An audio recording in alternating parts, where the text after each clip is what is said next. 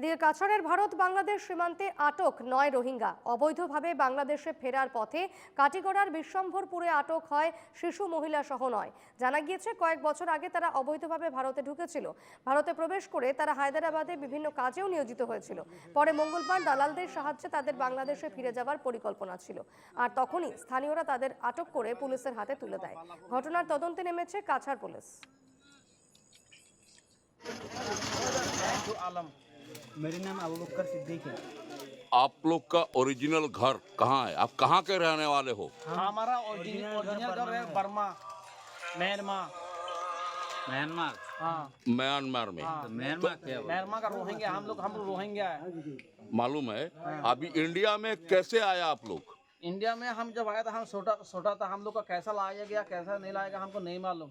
आप लोग अभी कहाँ से आ रहे हैं? हम हैदराबाद बालापुर